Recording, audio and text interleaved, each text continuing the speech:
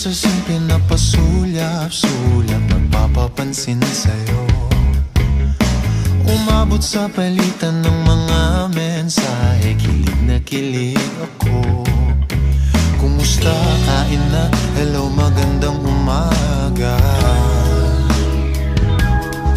Ingat ka, pahinga, huwag kang masyadong magpupuyat pa.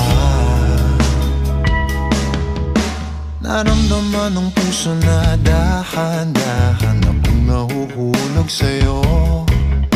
Sa kada araw natin na pag-uusap, meron nang namumuo.